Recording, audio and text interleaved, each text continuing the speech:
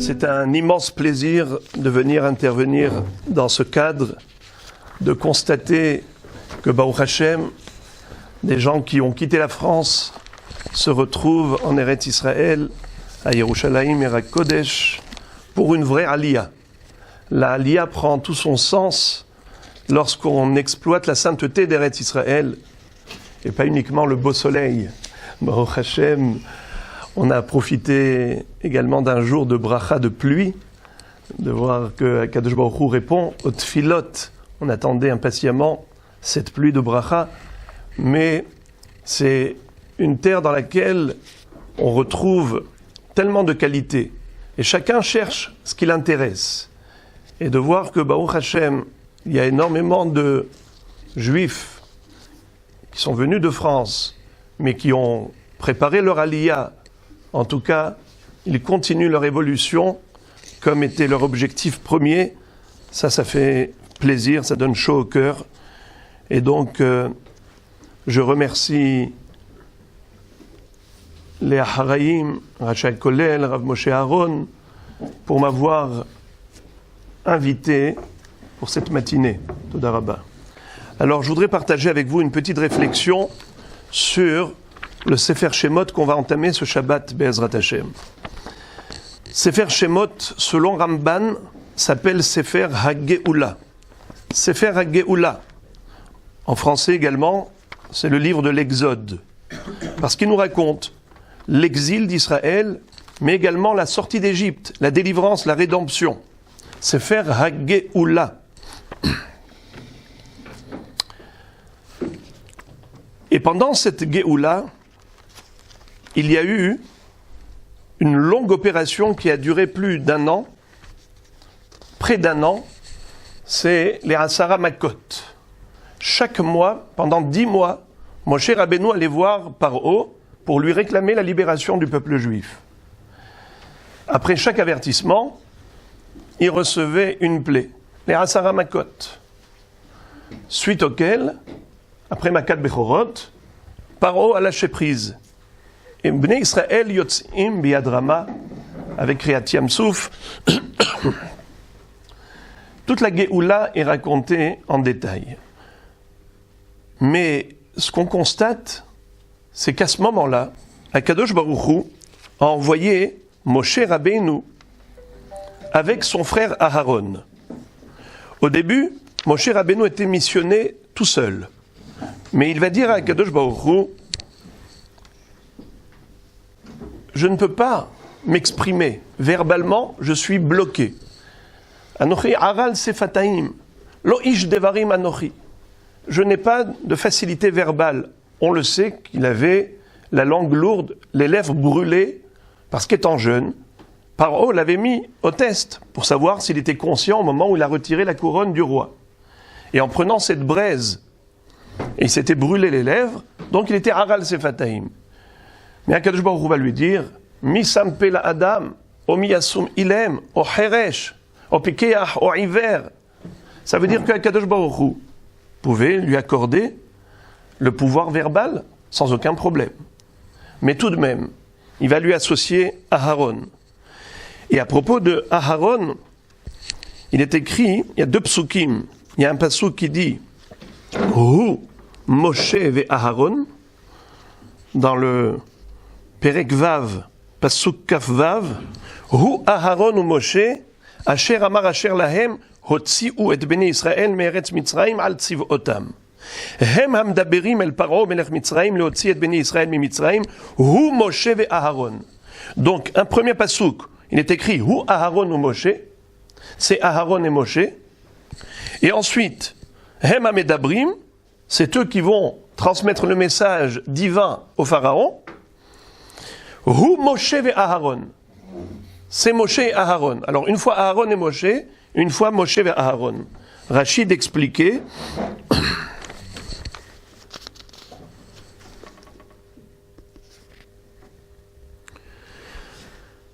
Hu Aharon ou Moshe asher amar Hashem. Yesh mekomot shemakdim Aharon le Moshe, ויש מקומות שמקדים משה לאהרון. לומר ששקולים הם. Parfois, on met en premier plan Moshe, parfois Aharon. C'est pour dire qu'ils étaient équivalents, de valeur égale. Moshe et Aharon bechohanav. Qu'est-ce qui est étonnant et étrange, c'est que dans Parashat Vayelech, on retrouve deux psukim dans Perek Lamed Aleph, Pasuk Zayin.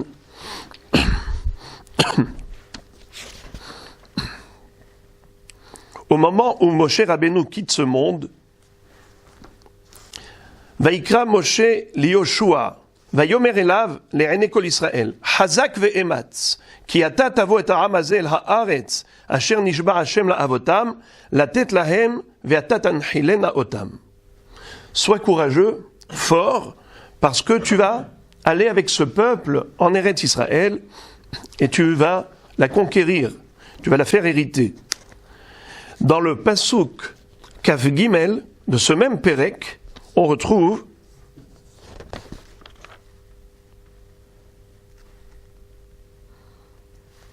que Akadosh Baruch Hu va dire à Yoshua bin Nun, après la mort de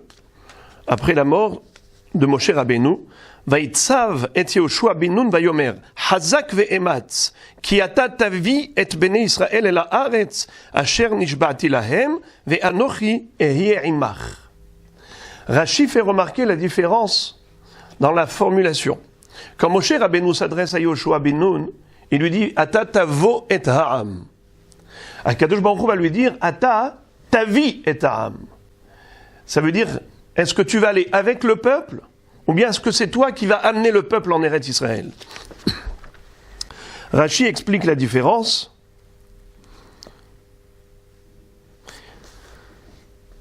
Moshe Amar ליהושע, זקנים שבדור יהיו עמך, הכל לפי דעתן ועצתן. אבל הקדוש ברוך הוא אמר ליהושע, כי אתה תביא את בני ישראל אל הארץ, אשר נשבעתי להם, תביא על כורחם, הכל תלוי בך, תול מקל והחל קודקודם. דבר אחד לדור, ולא שני דברים לדור. Akadosh Baruch Hu va dire à Yoshua, n'écoute pas Moshe. Moi, je te demande de faire autrement. Lui, il t'a dit d'être accompagné des 70 Ekenim. Tu dois te concerter avec eux, prendre conseil auprès d'eux. Ne fais rien sans eux. Moi, je te dis non, pas du tout, le contraire. Prends le sceptre royal, prends le bâton et frappe. C'est-à-dire, tu as le plein pouvoir, je te donne toute l'autorité, et à toi seul. Car la règle est Dabar ehad lador velosh ne dabarim. Il n'y a qu'un seul guide pour le peuple, pour la génération. Un seul dirigeant, pas deux. Le corps a une tête, pas deux. Donc il faut que tu comprennes, Yoshua, que tu es le seul maître à bord. À toi de prendre les rênes du pouvoir. Ça, c'est une règle que Akadosh Baruch Hu lui-même enseigne.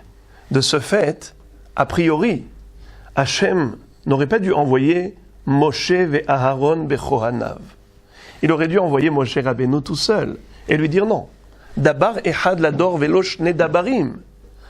Or, nous voyons, Hu Aharon ou Moshe, Hu Moshe ve Aharon, shkulim hem. Mais pourquoi? Si il faut qu'un seul guide, eh bien qu'Akadosh Baruch Hu s'y tienne à cette règle. Pour en comprendre la raison, rappelons ce que dit Rashi dans Parashat Shemot à propos de Datan va Aviram. Lorsque ces deux juifs se sont disputés, Moshe Rabbeinu s'adresse à l'un d'entre eux en disant Vayomer la Racha, lama takereecha. Lama takereecha. N'est-ce pas? De là, on apprend Kol hamerim yado al havero Nikra Racha. Qu'est-ce que lui répond cet homme? Il lui dit, Mi samcha le ish sar veshofet alenu. Pour qui tu te prends? Hal horgeni ata omer ka'asher haragta et amitzri. Est-ce que tu as l'intention de me tuer comme tu as déjà tué l'Égyptien? Et comment il avait tué l'Égyptien? Cet Égyptien qui avait voulu tuer un Juif, qui était innocent, qui était d'ailleurs l'un d'entre eux, Datan. Et Moshe Rabbeinu, en voyant cette cruauté, qu'est-ce qu'il a fait? Il a maudit cet Égyptien. Il a mentionné le nom d'Akadosh Baruch Hu, et avec le nom d'Hachem, il a achevé. C'est pour ça que Datan va lui dire, Datan va dire, Haleorgeni, ata omer, ka'asher harekta et amitzri, tu veux me tuer avec la amira, avec la même parole que tu as utilisée pour tuer l'Égyptien? Moshe réagit comment? Il va dire, Achen noda hadavar. Donc, je m'aperçois qu'en effet, la chose a été sue. C'est pas passé incognito. Achen noda hadavar. Mais le Midrash que cite Rashi est différent. Vaïra Moshe. Moshe a eu peur. Vayomar achen noda hadavar. Il va dire, en effet, la chose a été sue. Vaïra Moshe, Midrasho, Da'aglo, Al Shera'a Israël Reshaim de la Torin, Amar, Me'ata Shema Enam Re'uyim Lehiggael. En constatant qu'il y a au sein du peuple juif des délateurs, des colporteurs, des dénonciateurs, il a dit peut-être qu'ils ne méritent pas la Géoula. Achen noda hadavar, noda li hadavar she'aiti tameya alav. Ma hat'u Israël mikol 70 ummot, liyot nirdim ba'avodat parech. Aval ro'e ani, shehem re'uyim lekach. Moshe Rabbeinu dit, enfin, j'ai compris la raison de la galoute d'Israël. Je me suis toujours demandé, mais pourquoi le peuple juif est le seul à être victime de toutes sortes de persécutions, de pogroms, d'exil, d'oppression? Mais qu'a-t-il fait de mal? Maintenant j'ai compris que malheureusement, c'est lui qui attire sur lui ses problèmes. Il y a des délateurs, délatoria, achen noda hadavar. Donc j'ai compris qu'il mérite ce traitement.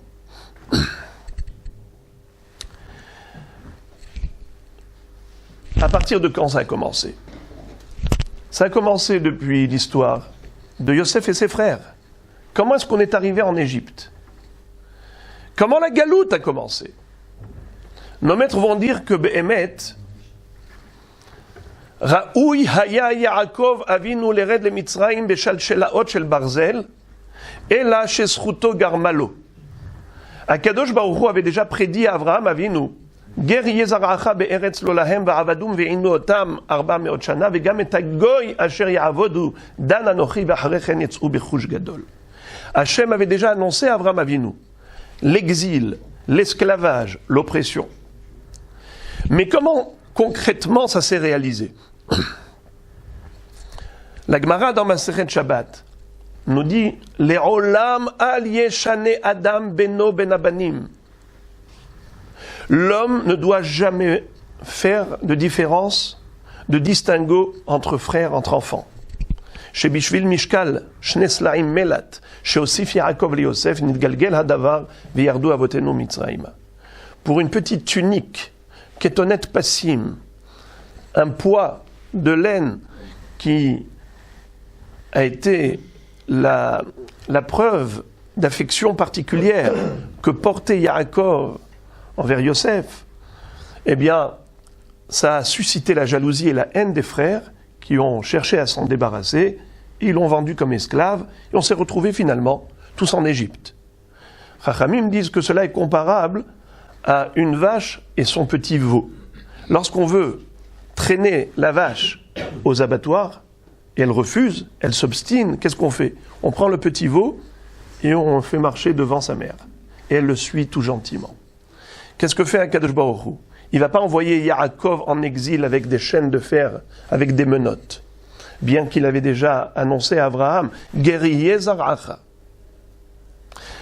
Qu'est-ce que fait Hachem? Il envoie Yosef, le petit veau, pour attirer son père, pour inviter plus tard Yaakov et sa famille, en disant venez vous installer en Égypte. Là commence la galoute. Mais le Tosfot dans Maseret Shabbat va expliquer que bien que Akadosh Baruch Hu avait déjà annoncé la couleur de la galoute à Avraham Avinu, mais Megalgelin Zechut al yedei Zakai vechova al yedei Hayav. Hachem, pour réaliser le bien, il utilise des canaux positifs et le contraire pour l'inverse, le négatif pour le négatif. Quel va être le canal négatif pour accomplir cette promesse divine faite à Avraham Avinu, de la galoute en Égypte? Eh bien, c'est la haine et la jalousie des frères de Yosef à l'égard de Yosef. Ils le vendent comme esclave, et il arrive en Égypte, et à partir de là, commence à germer la graine de la galoute. D'accord. Mais pourquoi galoute? La galoute, nous dit la Gemara dans Masechet Psachim, Tzidkat pirzono be'Israël. C'est un pasuk. Tzidkat pirzono be'Israël. Tzedaka asa hakadosh baruch hu im Israël, shepizran leben ha'umot. Hakadosh baruch hu a rendu service à Israël en les éparpillant dans les quatre coins du monde. Pourquoi? Est-ce que c'est positif? Le pshat, c'est parce que si, chas v'shalom, il y a un Haman ou un Hitler qui cherche à anéantir le peuple juif, il n'y arrivera pas. Parce que même là où Coca-Cola n'est pas arrivé, il y a des juifs.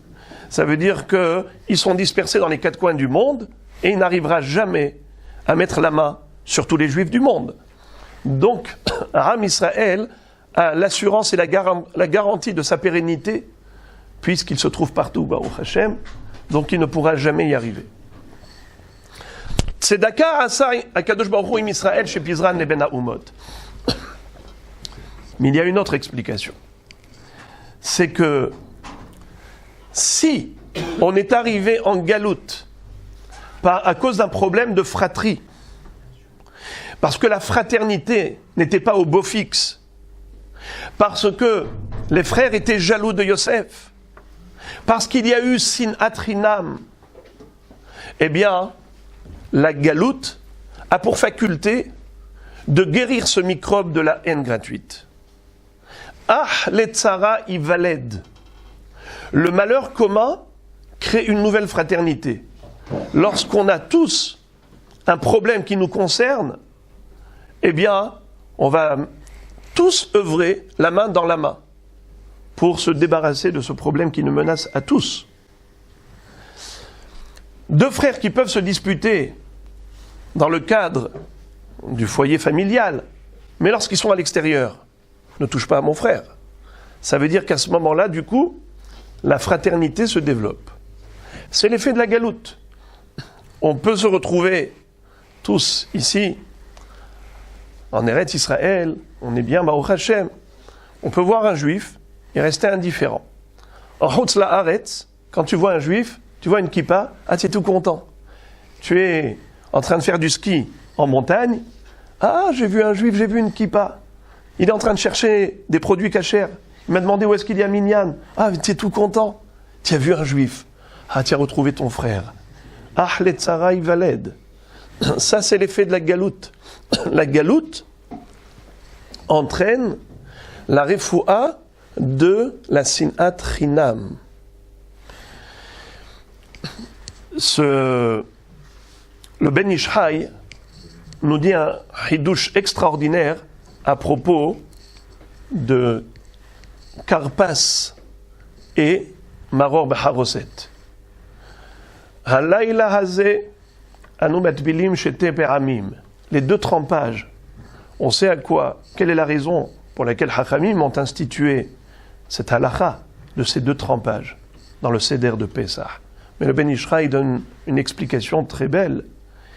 Il dit qu'il y a eu deux trempages, dont l'un a déclenché la galoute et l'autre la Géoula. La Kétonet Passim, compris les frères de Yosef, ils l'ont trempé dans le sang d'un bouc qu'ils avaient préalablement égorgé. Et ils l'ont présenté à Yaakov. Yaakov va dire, Tarov Toraf Yosef, Hayya Ra'a Khalato. Il a été dévoré par une bête féroce. Et il se met à pleurer. Il se met à pleurer sans aucune possibilité de consolation, comme disent nos maîtres, du fait que Yosef était vivant. Il n'existe pas de possibilité de consolation. Cette nature de Nehama, Hachem l'a créée que pour une personne qui est réellement décédée, mais pas pour un vivant que l'on croit mort. C'est pour ça que Yaakov, Vaïma'en leitnahem. Et donc il pleure comme le jour d'un décès, pendant 22 ans. Alors Karpas, ça fait allusion à Kétonet Passim, car le mot Kar, c'est de la laine. Lavshu karim hatson va'amakim ya'atfu bar, dit le pasouk dans Tehilim. Karpas, c'est la Kétonet Passim. Bememelah, dans l'eau salée qui fait allusion aux larmes, aux nombreuses larmes qui ont coulé sur les joues de Yaakov Avinu pendant ces 22 ans, mais qui ont entraîné finalement la galoute en Mitzraïm, où nos ancêtres ont pleuré pendant 210 ans, ou en exil, dans cet esclavage écrasant, où ils étaient dans l'impossibilité de supporter davantage cette terrible galoute. Vata'al shav'atam ela Elokim min ha'avoda. Vayitza'aku bnei Israël el Hashem. Ils pleurent. C'est cette eau salée là que l'on rappelle avec ce trempage de Karpas bememelah, ce trempage qui a causé et entraîné la galoute. Mais on est sorti de Mitzraïm grâce à un deuxième trempage auquel le Maror dans la Haroset fait allusion. Lequel trempage? Ulkartem agudat ezov, utvaltem baddam asher bassaf, vigatem el amashkov vel shete amezuzot. Vous prendrez un bouquet de branches d'hysope que vous allez tremper dans le sang du Korban Pessah pour colorer poteaux et linteaux de vos maisons. Qu'est-ce que c'est que ce trempage, nous dit le Ben Ishraï? Ou le kartem agudat ezov. Le mot agouda, qui veut dire un bouquet, c'est prendre plusieurs unités, plusieurs branches, pour en faire une seule entité.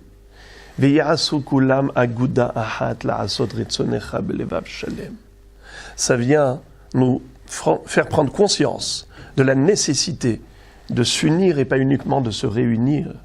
Et comment? Grâce à Ezov.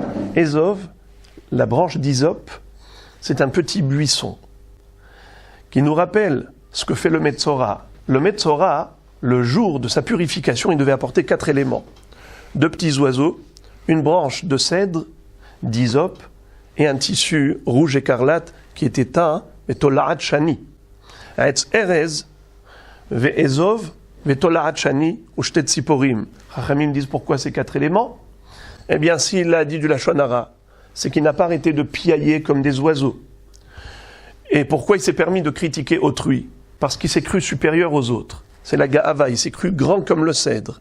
Yashpil atzmo ke'ezov, qui comprennent qu'il est petit comme un buisson. Et ketolaat shani, et comme un petit vermisseau. Agudat ezov. Vous voulez arriver à ce niveau de ahdut, de aguda ahat? Il faut d'abord intégrer cette qualité qui s'appelle l'humilité, la anava. Un homme orgueilleux a toujours des problèmes avec l'entourage. Soit on lui a manqué de respect, soit il est là à agresser autrui. De ce fait, il se détache des autres. La ahdout, elle passe par le ezov, par la anava. Donc, nous dit le Ben Ishraï, ce deuxième trempage de Maror Baharoset nous rappelle le trempage qui a précédé la Géoula, puisque le 15 Nissan, ils sont sortis d'Égypte. Le 14 au soir, il fallait faire le Korban Pessah avec cette mitzvah. De Ulkartem, Agudat Ezov, Utvaltem, Badam, Asher Bassaf. Et dans le sang de l'agneau pascal, qu'est-ce qu'il représente, l'agneau pascal, le Korban Pessah? Maharal nous dit qu'il y a 5 halachot à propos du Korban Pessah qui nous conduisent à cette notion de Ahdout. Première halakha, c'est que à Pessah, Enon Echal Ela Behabura. L'agneau pascal se consomme lorsqu'on est ensemble, en groupe, réunis, et pas en tant qu'individu isolé. Deuxièmement, il fallait qu'il soit âgé d'1 an, ben shana, pas plus. S'il a 1 an et 1 jour, ça s'appelle déjà 2 ans. Il n'est pas kasher. Il faut qu'il soit dans la première année depuis sa naissance, ben shana. Troisièmement, il y avait une interdiction de briser un os. Ve'etzem lo tishberu bo. Même s'il est rôti, que tu as envie de grignoter l'os parce que c'est bon, c'est croustillant, assour dans l'agneau pascal. Ve'etzem lo tishberu bo. Également, il fallait qu'il soit tzli esh. Pas bachel mevushal bamaim, pas bouilli dans l'eau, mais rôti au feu. Il fallait également que ce soit un agneau, un C. Vikru ish, c'est les bêtes avot, c'est la baït. Un agneau s'appelle C. Maharal explique que toutes ces halachot, c'est pour nous dire combien Am Israël se doit d'être uni. Behabura. Ben Shana, le chiffre 1 est symbole de l'unité. Le chiffre 2, de la dualité, de la division, discorde. Tandis que le Korban Pessah, qui était Ben Shana, c'est pour nous dire, soyez ehad. Mi ke'amcha Israël goy ehad ba'aretz. Soyez goy ehad. Également, etzem lo tishberu bo. Ne brisez pas un os en 2. Ne faites pas de 1, 2. Pas de division. Il faut que ce soit rôti au feu et pas bouilli dans l'eau. Quelle est la différence entre ces 2 formules de cuisson? Lorsque tu vas cuire dans l'eau, eh bien l'eau sépare et effrite l'aliment. Les fibres alimentaires se détachent les unes des autres. Tandis que rôti au feu, le morceau de viande que vous avez mis qui était grand comme ça, il sort compact. Pourquoi? Parce que les fibres se sont resserrées et rapprochées les unes des autres. Tzli esh.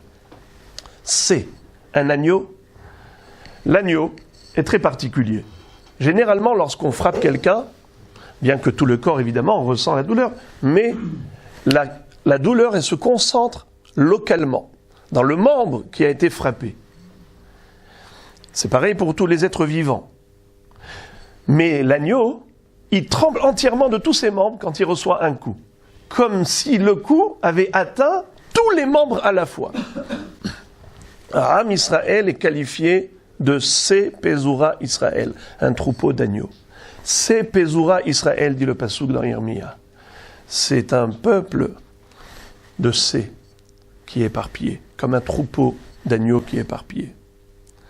Pourquoi Parce que le Am Israël est censé vivre dans cet esprit d'union, de fraternité parfaite, comme nous l'enseigne le Korban Pessah. D'ailleurs, un jour, Rabbi Meir Shapira de Lublin, le fondateur du Daf Yomi, a dû répondre à un gouverneur qui l'a interpellé par rapport à un texte talmudique qui est bizarre, très étrange.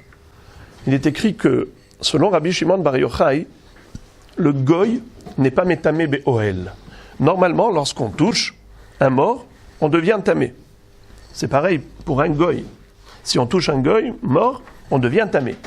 Mais si on est rentré dans le ohel hamet, si c'est un juif, oui, communique de la toum'a, mais le goy ne communique pas de toum'a. Pourquoi? Parce qu'il est écrit Adam ki yamut ba'ohel. Atem kruim Adam ve'enu mot ha'olam keruim Adam. Alors il lui dit, vous êtes à tel point raciste, vous nous prenez pour quoi? Des animaux alors? Donc peut-être ce n'est pas une fausse accusation lorsqu'on dit que les juifs mélangent du sang chrétien dans les matzot de Pessah. Cette aberration qui malheureusement a poursuivi la communauté ashkénaze, combien ils ont payé très cher pour une fausse accusation comme celle-là. Mais il lui dit, mais voilà, c'est ce que vous dites dans votre texte talmudique. Qu'a-t-il répondu le Rav? Il lui a dit, comprenez, sire, de quoi il s'agit. En hébreu, nous avons le pluriel de chaque singulier. Prenons par exemple le terme ish, qui veut dire un homme. Au pluriel, on dit anashim, des hommes. Ou bien gever, qui également désigne l'homme. Comme on dit au pluriel, gvarim. Adam veut dire également l'homme. Comment on dirait au pluriel Adam? Kol Sasson et Kol Simcha. Est-ce qu'on dirait Adamim? Ça n'existe pas. Il n'y a pas de Adamim. Adam ne peut être utilisé, employé qu'au singulier. Am Israël, c'est un goy ehad ba'aretz. Nous sommes tous comme un seul homme, les membres du même corps, parce que la solidarité qui existe au sein du peuple juif n'existe pas ailleurs. Vous, vous êtes des anashim, vous êtes des gvarim, vous n'êtes pas un Adam. Atem kruim Adam ve'en umot ha'olam keruim Adam. Am Israël, c'est Sepezoa Israël. L'agneau tremble de tous ses membres quand il prend un coup. Eh bien, Am Israël, quand il y en a un qui souffre, tout le monde pleure, tout le monde prie pour lui. Personne ne reste indifférent. Et quand quelqu'un est heureux, tout le monde partage sa joie avec lui. En tout cas, on le doit. Ça, c'est l'enseignement de la mitzvah du Korban Pessah avant de sortir d'Égypte. Parce qu'il fallait être métaken avec ce trempage. Le trempage qui a causé la galoute. La haine des frères envers Yosef. Vaïtbelu et akutonet badam. Eh bien, utvaltem badam asher basaf du Korban Pessah. Puisque toute cette période-là, de la galoute en Mitzrayim, était un tikkun pour le problème de la sinat chinam, en développant la notion de ahavat chinam, Akadosh Baruch Hu a aidé, entre guillemets, le peuple juif à aboutir à ce résultat, c'est-à-dire de réparer pleinement la faute de sinat chinam. Comment? Il leur a montré ce qu'est une vraie fraternité. L'exemple type d'un modèle exemplaire. Qu'est-ce que c'est que deux frères qui s'aiment vraiment? C'est Moshe et Aharon. Le Midrash va dire sur le passouk dans Shir Hashirim, Mi tencha ke ahli, yonek shedeimi, emtsa'acha bachutz eshakra, gam lo yavuzuli. Le Midrash explique que dans tous ces Sefer Bereshit, on a un problème de fratrie. Caïn et Hevel sont les deux premiers frères de l'humanité. Eh bien, Caïn va tuer Hevel. Ishmaël veut tuer Yitzhak. Va terrer Sarah et Ben Hagar à Mitzrit, mais Tzahek. C'était quoi le tzhok? Dit le Midrash. Zeshfichut damim. Ishmaël, soi-disant, qui jouait au tir à l'arc. Il voulait cibler Yitzhak. Il voulait tuer Yitzhak. C'est normal, il lui a pris de sa place. Depuis 13 ans que Ishmaël était le fils unique de Abraham, biologiquement parlant, le fils de la Shifra, et voilà qu'arrive le fils de la Gvira, le vrai fils d'Abraham, qui Yitzhak ikar el Chazara. Il veut le tuer. Garesh et Amazot bet Bena. Elle vire Ishmaël avec sa mère de la maison. Yaakov et Esav. Esav, Evrato Shmura Netzach. Esav veut tuer Yaakov. Qu'est-ce qu'il va dire? Ikrevu yeme evel avi, va aharga et Yaakov ahi. Les frères veulent tuer Yosef. À la fin du Sefer Bereshit, on arrive à une fratrie qui est déjà positive, c'est Ephraim ou Ménaché. Yesimcha Elokim ki Ephraim chi Ménaché. Mais le paroxysme au niveau de la fraternité, c'est Moshe et Aharon au début de Sefer Shemot. Moshe et Aharon bechohanav, à propos desquels on retrouve une ahva, une fraternité exceptionnelle. On le sait que Moshe Rabbeinu était un amoureux du peuple juif.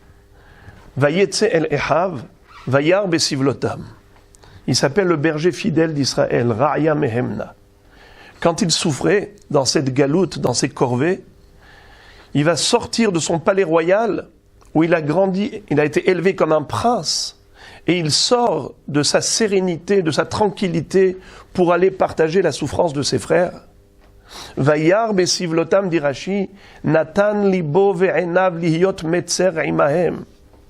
Il a investi tout son cœur pour partager leur douleur. Et le Midrash va dire que c'est la raison pour laquelle, d'ailleurs, Akadosh Baruch Hu l'a désigné à lui. Il a été élu pour être le Rédempteur.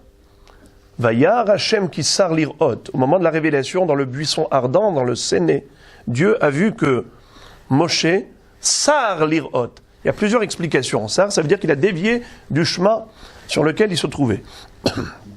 Il y a un Midrash qui dit sar, ça vient du mot sarim vezoafim, sar vezaef, quelqu'un qui est triste.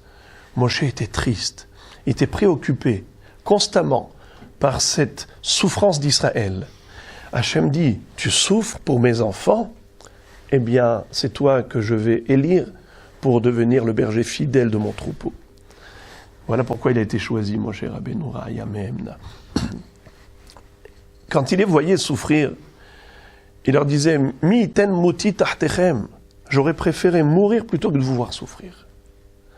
Et pourtant, quand Akadosh Baruch Hu va lui accorder cette mission d'aller libérer le clan d'Israël, il refuse. Il refuse. Pendant 7 jours, pendant 1 semaine, il s'obstine à ce que ce ne soit pas lui qui aille. Il va dire à Akadosh Baruch Hu, Shelachna beyad tishlah. Envoie celui que tu as l'habitude d'envoyer. C'est qui jusqu'à présent le prophète qui était transmetteur du message divin au Ham Israël? Qui était le porte-parole d'Hachem? C'était Aharon HaKohen. C'était lui le Navi. Je ne voudrais pas prendre sa place. C'est lui que tu dois envoyer, pas moi. Vous entendez? 7 jours d'attente jusqu'à ce que Akadosh Baruch Hu lui ait imposé cette mission. Vayihar af Hashem ben Moshe.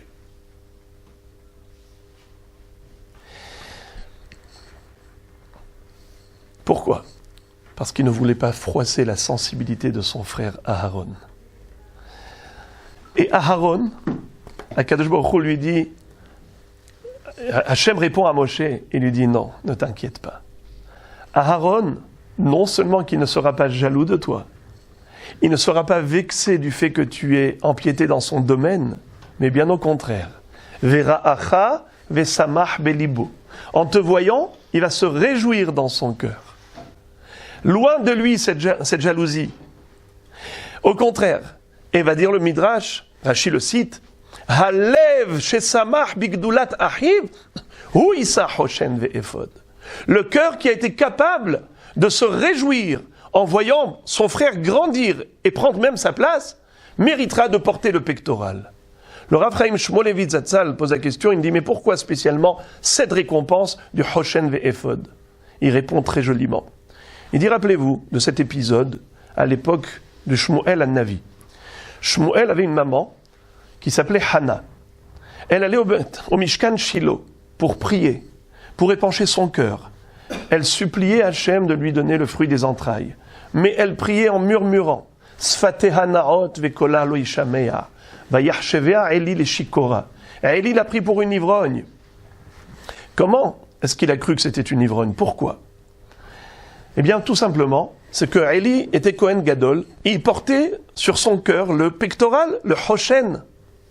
Et donc, il va adresser à Kadosh Baruch Hu cette question, à savoir, qui est cette femme?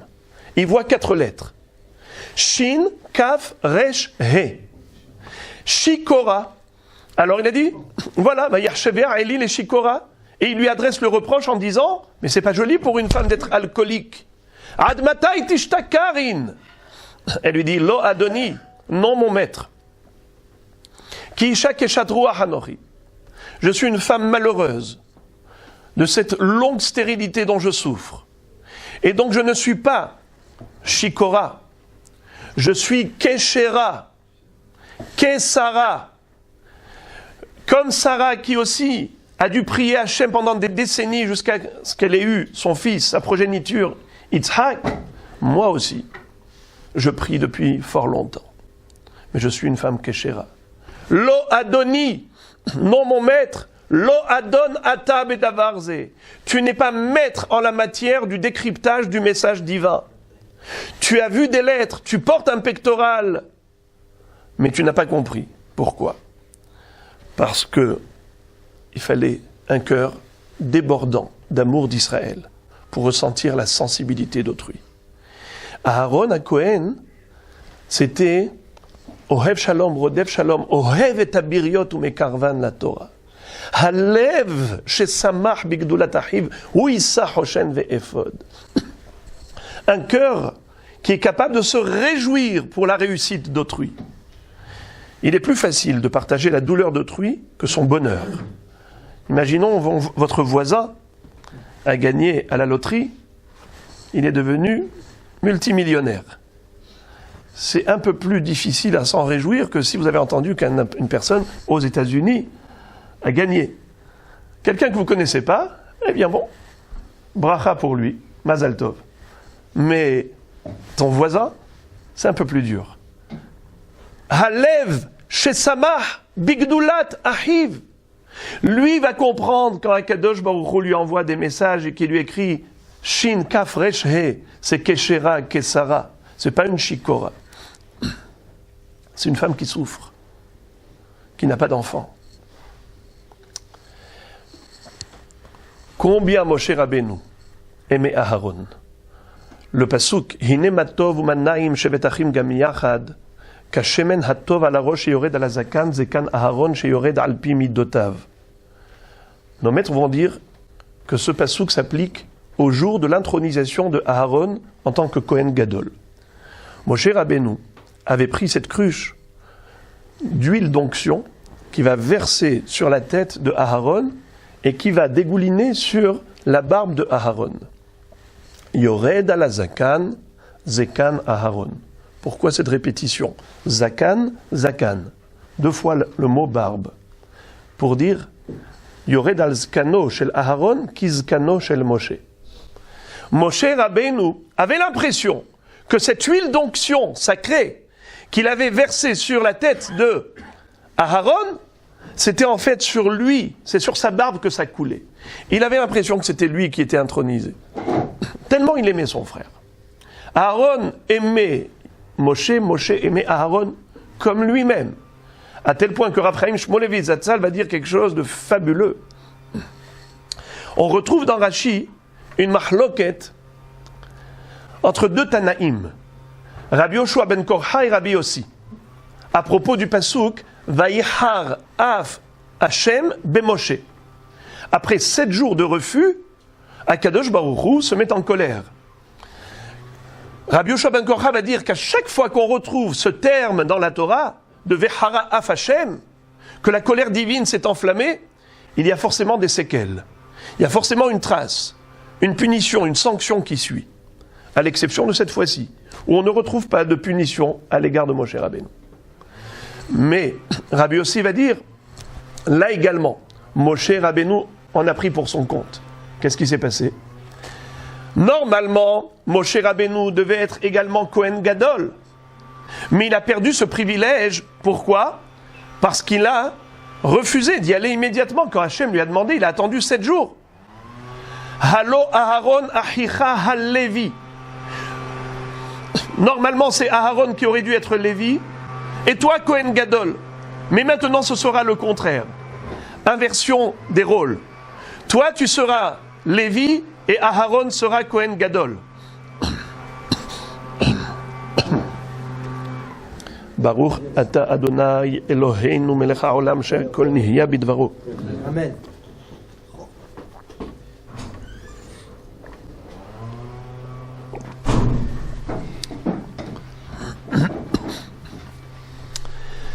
Le Rav Chaim Shmulevitz disait que nous connaissons la règle Elu ve'elu divrei Elokim Haim, deux Hachamim qui s'opposent, en réalité, ils se complètent. En quoi ces 2 Pirushim sont complémentaires? Il va dire qu'en effet, c'est vrai qu'Akadosh Baruch Hu a puni Moshe. Il lui a retiré la couronne de la Kehuna, il a accordé à Aharon, mais Moshe Rabbeinu ne l'a pas pris comme punition, puisqu'il aimait tellement son frère que pour lui c'était tout comme si c'était lui-même qui avait été élu en tant que Kohen Gadol. C'est-à-dire que pour Moshe Rabbeinu, cette punition n'en était pas une. Donc, Elu ve'elu, divrei Elokim Haim. C'est vrai qu'il a perdu la Kehuna, mais il ne l'a pas perdu, puisque dans son ressenti, C'est exactement tout comme s'il avait également été intronisé. Ça, c'est ce que dit le pasuk Kine matov manaim shevet achim gam yachad. Maintenant, on répondra à la question première, à savoir, pour quelle raison Akadosh Baruch Hu avait dérogé à la règle, à savoir, dabar echad lador velosh ne dabarim. Normalement, il faudrait qu'il n'y ait qu'un seul dirigeant, un seul guide. Pourquoi cette fois-ci Akadosh Baruch Hu a désigné Moshe et Aaron en tant que dirigeants d'Israël? C'était pour les aider à réparer la faute de la sinat chinam, la raison pour laquelle ils se trouvaient en galoute, comme on a dit tout à l'heure. La sin'a et la kin'a des frères envers Yosef les a conduits à cet exil terrible. Il fallait sortir d'Égypte après avoir réparé la sinat chinam en développant la ahavat chinam, la ahava ve'ahva shalom ve're'ut. On a expliqué que le Korban Pesach était là pour cela. C'était la veille de la sortie d'Égypte. Mais il fallait également qu'ils aient un modèle concret, un exemple à suivre. Et ils ont vécu cela pendant toute la période de la sortie d'Égypte, Aaron et Moshe. Comment Moshe et Aaron, la main dans la main, Hine matov u'manaim shevet achim gam yachad. Écoutez, Moray Verabotai,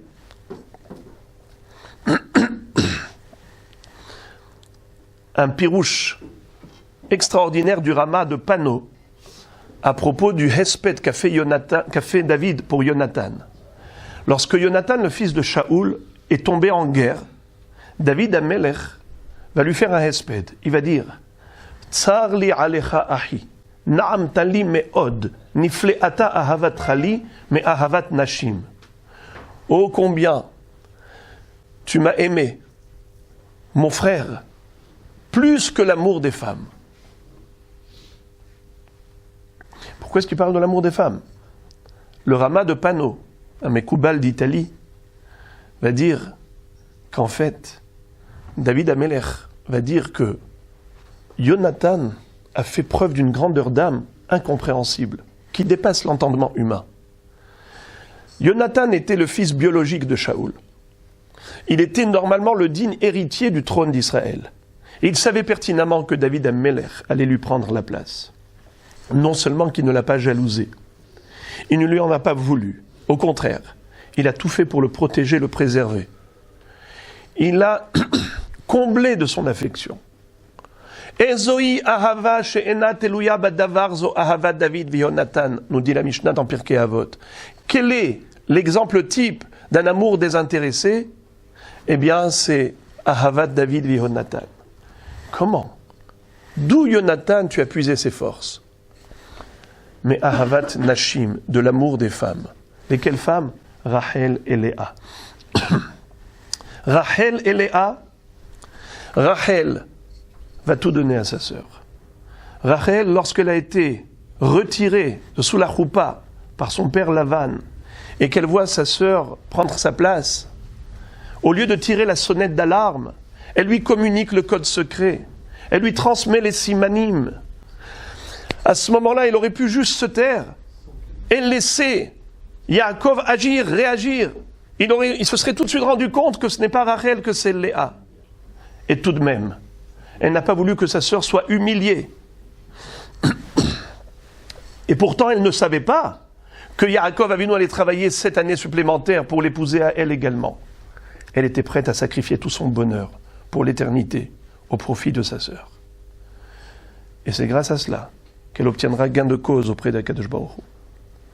Elle va dire, maître du monde, si mes enfants ont introduit une avodah zara dans le Hechal, malgré tout, je voudrais que tu leur pardonnes. Parce que moi aussi, on a introduit une concurrente dans ma choupa. Et je me suis tué. Et Akadosh Baruch Hu lui dit oui, en effet. C'est grâce à toi, Rachel, que Veshavu banim ligvulam. David Amelech va dire, Jonathan, comment est-ce que tu m'as tant aimé? C'est parce que tu as puisé cette énergie positive, mais ahavat nashim, de cet héritage fabuleux, de cette fraternité qu'il y avait entre Rachel et Léa. Écoutez, Rabotai, un pirouche que j'ai lu de Rav David Auerbach sur ce passouk.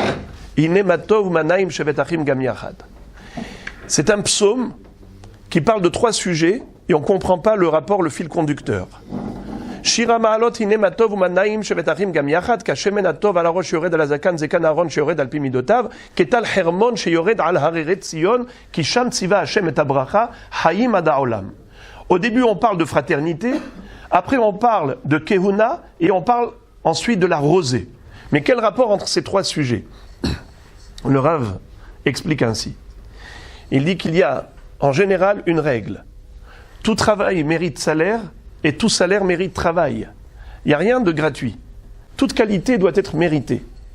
Mais il y a 3 éléments que Hachem offre gratuitement. C'est la rosée. Par exemple, la pluie, on ne l'a que si on est méritant. Sinon, chas v'shalom, hishameru lachem, penifte levavchem, ve'atzar et hashamaim velo yeh matar. Il peut y avoir de la sécheresse, il n'y a pas de pluie si on n'est pas méritant. Par contre, la rosée, qu'on soit tzaddik ou racha, on reçoit de la rosée. Que ce soit en été comme en hiver, il y a toujours de la rosée. Le tal, c'est pas comme le matar. Également la kehuna. Qu'est-ce qu'il faut faire pour devenir Kohen? Eh bien rien, il faut juste avoir un père Kohen. Comment tu es devenu Kohen, avec Kidashto, avec toute ce Keter Kehuna, cette belle couronne? Eh bien, je suis né Kohen, c'est inné. Pas besoin de rien faire, c'est offert gratuitement. Il y a également autre chose, c'est la fraternité. Akadosh Baruch Hu protège Am Israël quand ils vivent fraternellement, quand ils sont unis, lorsqu'ils sont liés d'amitié, lorsqu'ils sont solidaires les uns des autres. D'où on apprend. À l'époque de Ahav, nous dit Yerushalmi, ils allaient en guerre et ils gagnaient. Pourtant, ils étaient Rovder Avodazara, des idolâtres. À l'époque de Shaoul, ils allaient en guerre, ils perdaient. Pourtant, c'était des tzadikim. Quelle est la différence? À l'époque de Ahav, Lo hayabahem delatorin. À l'époque de David, à l'époque de Shaoul, il y avait des délateurs qui allaient raconter à Shaoul où se cachait David. C'est toute la différence. Un peuple uni est protégé par son Père Céleste. Akadosh Baruch Hu protège ses enfants lorsqu'ils vivent dans un esprit d'union. Alors écoutez comment c'est beau. Ce pasouk. De quoi on parle? De la ahva, la fraternité. Ensuite, de quoi on parle? La kehuna. Ensuite, ketal hermon sheyored al hareret Sion. De quoi on parle? De la rosée. La rosée, la kehuna et la fraternité, c'est ce qui nous fait mériter gratuitement cette bracha d'Akadosh Baruch Hu, comme conclut le Mizmor en disant Kisham tziva Hashem et abracha haim ad haolam. La vie éternelle avec toute la bénédiction est offerte et accordée grâce à la ahva, ahava ve ahva, shalom ve re'ut, la fraternité et l'unité du peuple d'Israël. Je conclurai en disant que si on a appris de Rachel Imenu combien il faut se comporter avec amour, mais ahavat hinam, envers nos frères, on est tous un peuple, un seul peuple, comme une seule famille.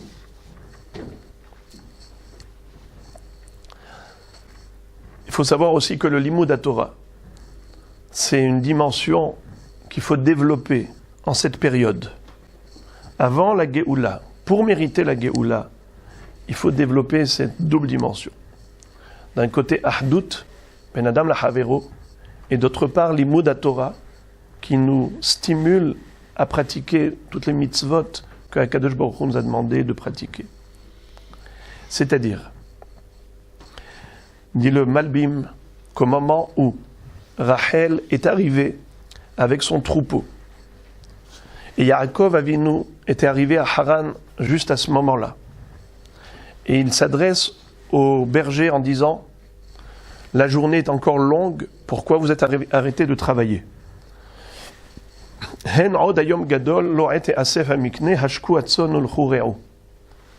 Abreuvez le troupeau. c'est votre travail. Eux, ils vont répondre que la pierre est trop lourde, qui bouche le puits. Il faut que tous les bergers se réunissent pour retirer la pierre. Quand il leur a posé la question, est-ce que vous connaissez Lavan? On dit oui, bien sûr qu'on le connaît. Et voici que Rachel ba'a imatzon, voici d'ailleurs sa fille, est en train d'arriver avec le troupeau. Quand il a vu Rachel, Yaakov et Rachel, il a retiré la pierre qui obstruait le puits.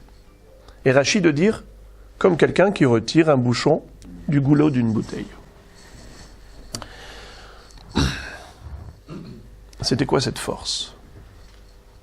Ce que les autres n'arrivaient pas à faire. Et pourquoi la Torah nous raconte cette histoire? Quelle est l'importance de ce récit?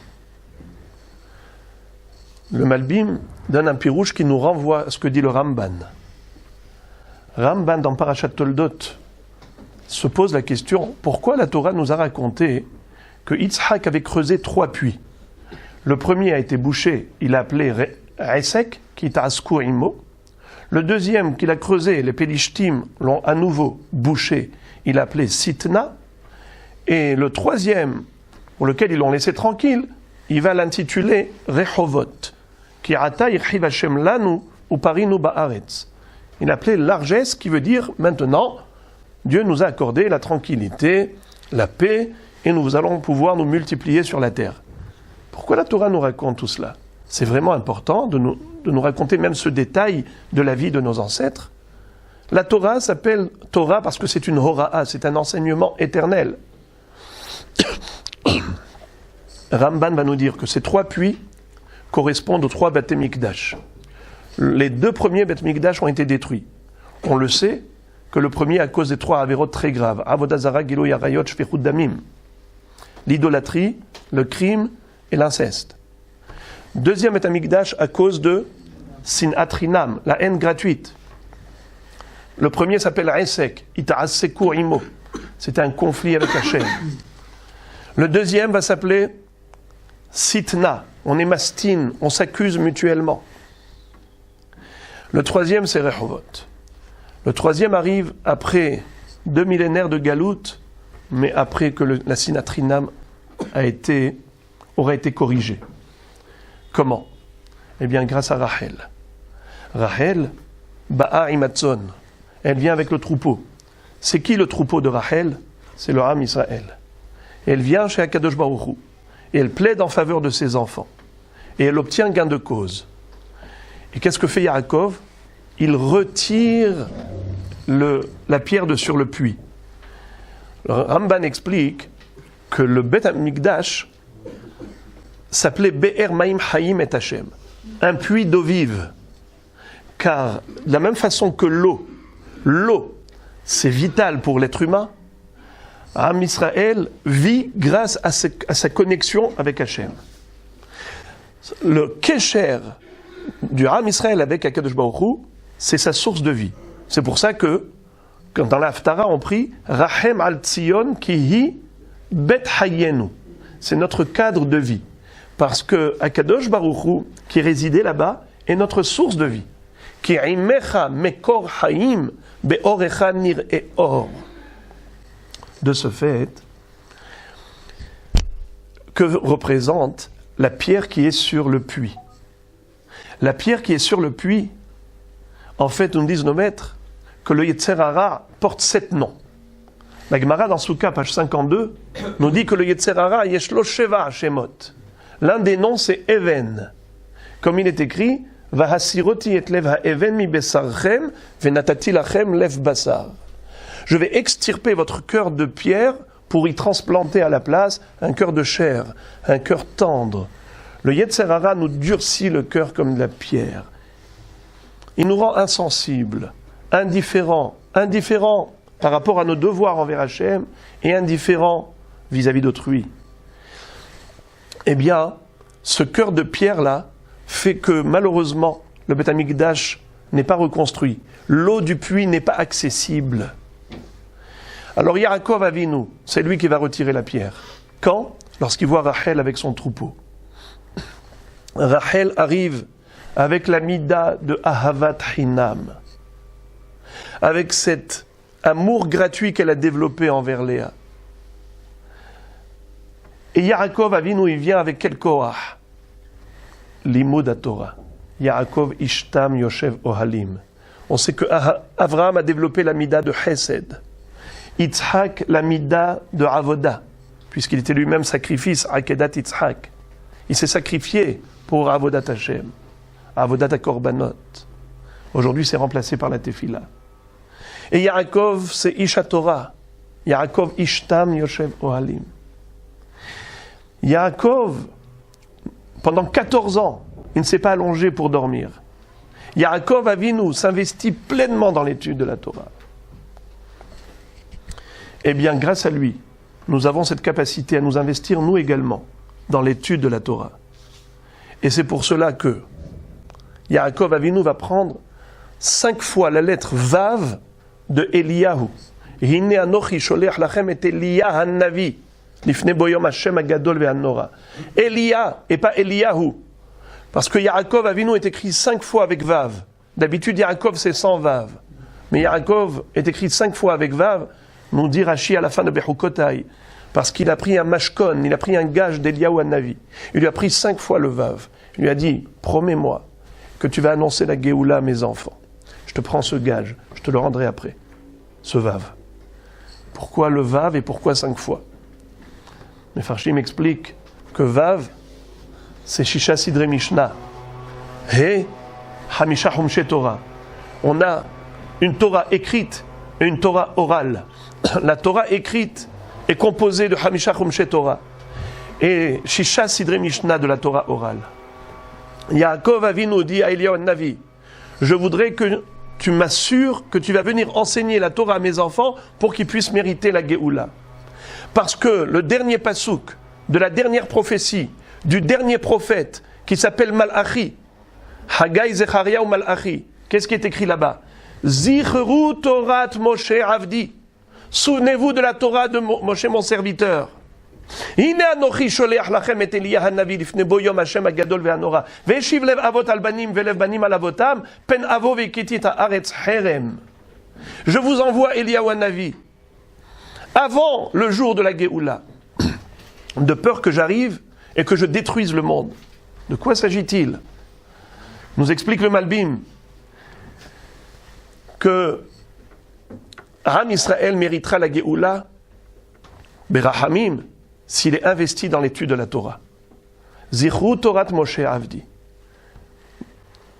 Le Or HaChaim HaKadosh dans Parashat Tetzavé nous dit que le Mashiach ben David, certes il est descendant biologiquement de David HaMelech, mais au niveau de sa Neshama, il a la Neshama de Moshe Rabbeinu. Moshe Rabbeinu a été le premier rédempteur, il sera le dernier. Hen ga'alti etrem aharit kereshit. Il a commencé sa mission de la sortie d'Égypte. Il ne l'a pas achevée. Ce n'est pas lui qui nous a conduits en Eretz Israël. Le Mashiach a la Neshama de Moshe Rabbeinu. Et le Or HaChaim HaKadosh va dire Lo yahpotz Moshe lig'ol am batlanim min Torah. Alors Moshe Rabbeinu ne souhaite pas délivrer un peuple qui néglige son enseignement, ce patrimoine ancestral de la Torah. Zichru Torat Moshe Avdi, nous dit le dernier prophète. Alors, pour nous aider, nous enverra Eliyahu han-navi pour nous enseigner la Torah.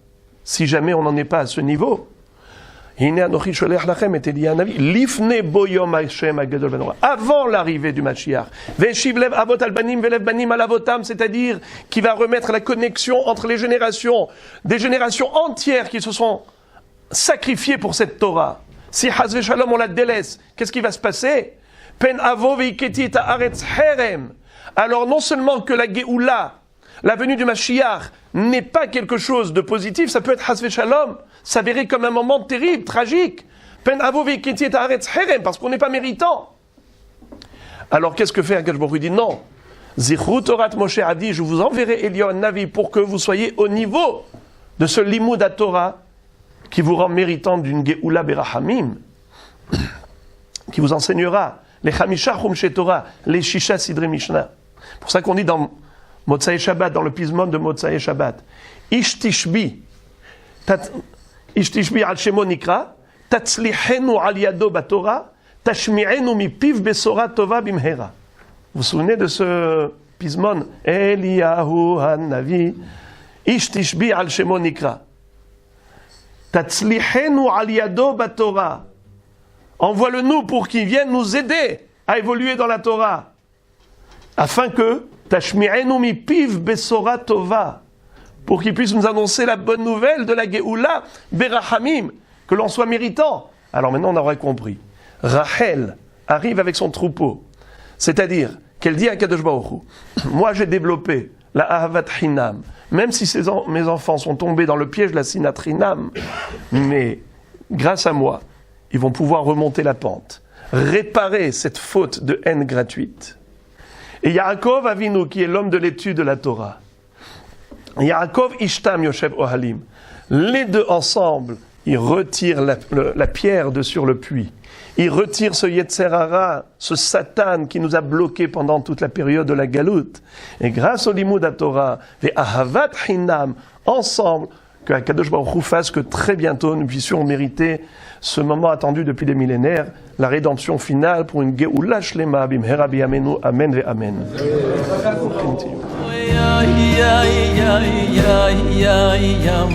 Mama,